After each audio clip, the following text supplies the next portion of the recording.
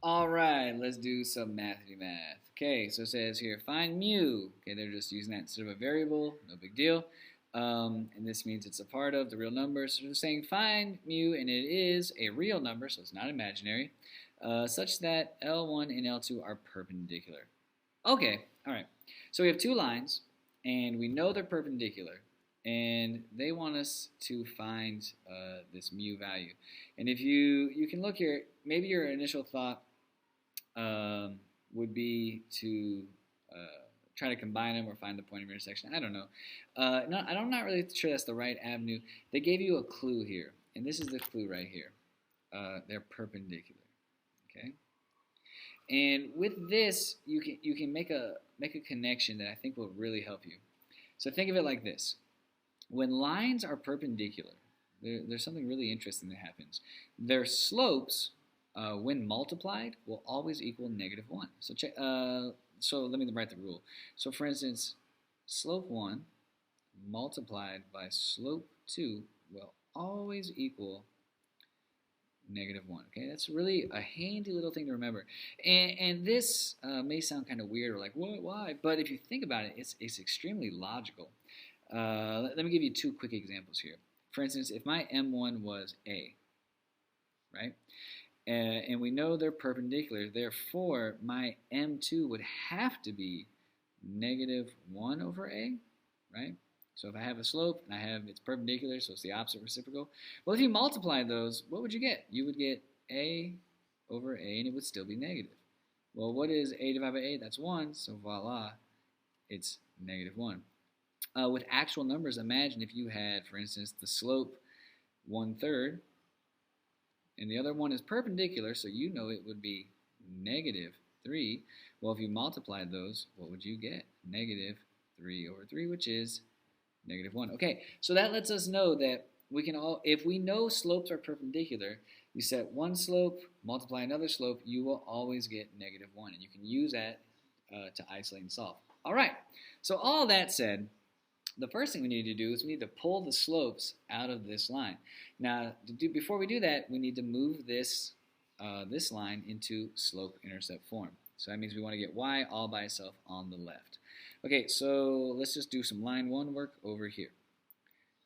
Right? I have mu, that's just like my variable, -2 x plus mu y plus 10 equals 0. Let's get this y all by itself. Step 1, I'm going to subtract this whole shebang and get it over there.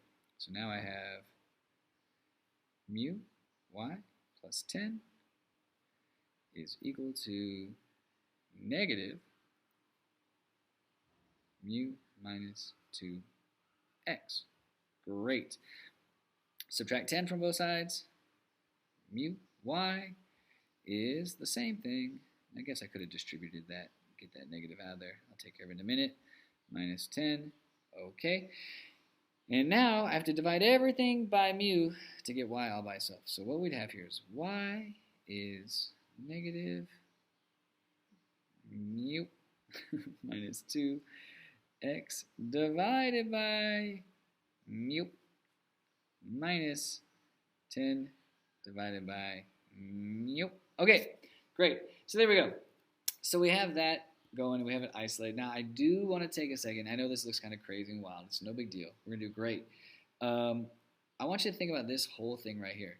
This right here is actually the same as just saying it like this. Negative mu minus 2 divided by mu x, right? You can put the x down there because if you multiply it back up, it's the same thing. But this helps you kind of isolate and see this is the m value. This is your first slope, m1. And we actually don't need this, this y-intercept here. It's still there, but we don't need it. We're actually focusing on this. So right there, that's what we needed. We know that our first slope to work with, draw a line here. The first slope we are working with, our m sub 1, is, I'm going to go ahead and distribute this. So a negative times a mu is a negative mu. A negative times -2 is plus 2 over mu. That is slope 1. All right, I'm going to box it up. Voila. Okay, let's do line 2 real fast. Or not fast. Let's take our time. Let's do a good job. Okay, same idea. We're going to write this out. We're going to move everything over to isolate y. Here we go.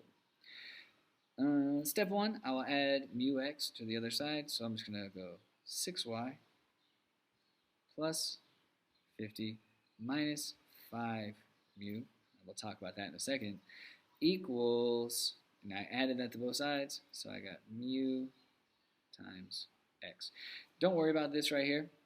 This, if you think about it, once we solve for mu and you put that in, that just becomes part of the constant or the y-intercept. Don't let that distract you or make you think it's anything you're going to use. Okay, remember what we're looking for is attached to the x. We're trying to find that m value. All right, let's keep going. I'm going to subtract 50 from both sides, and I'm going to go ahead and add 5 mu to both sides. I'm going to handle the whole thing. So I got 6y is, I got my mu x minus 50 plus 5 mu. And there we go. The next step is just divide everything by 6 to get y all by itself. So y is mu times x divided by 6 minus 50 divided by 6 plus 5 mu divided by 6. Now, looking at this, again, I first realized this is really all the area we're focusing on right here. That's really all we need from this. This is just our y-intercept. We're not going to use that. We're trying to find the slopes. So what you can do here, you could really think about this. This slope can be rewritten as mu over 6 multiplied by x, and that really helps you see that that's the m value. Okay, that's your m value. So our second slope is mu over 6. I'm going to box that up. Awesome. All right. So now if you think about what we said about multiplying slopes, we know that if I multiply this and I multiply that, we know what we're going to get. If we multiply these, we're going to get -1, right? Right. So check it out. Negative mu plus 2 over mu times mu over 6 will equal -1. And we know that from what we talked about. When you multiply perpendicular slopes, they always equal -1. Okay, so now we can just combine and do math, and we'll isolate this mu, and we'll have it solved, okay? Because that was our whole goal, find mu. So if we multiply the top parts, so you have negative mu times u, negative mu times mu gives you negative mu squared, and then mu times 2 is plus 2 mu. I just realized how ridiculous the words I'm saying here are. Mu times 2 times 2 times mu. Mu. Okay, and then 6 times mu is 6 mu. That equals -1. Okay, if you look at each piece of this term, all the terms all have a mu in them, so we can cancel out a mu. So if we canceled out a mu, one of these would go away. This is gone, and this is gone. So what you're going to get is negative mu, the squared goes away because now there's only 1, plus 2 over 6 equals -1. Woo, I'm running out of space. Okay, so now our goal is to get mu all by itself. We can't get it all by itself because it's being divided by 6. The opposite of dividing by 6 is to multiply by 6. So we multiply both sides by 6, right?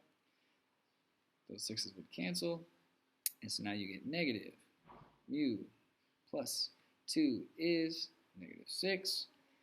We add 2 to both sides, so now you get negative mu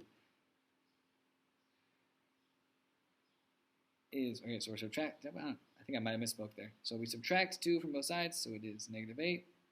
And then we divide both sides by a negative. My gosh, I'm running out of space. So we divide by negatives, and we find that mu is 8.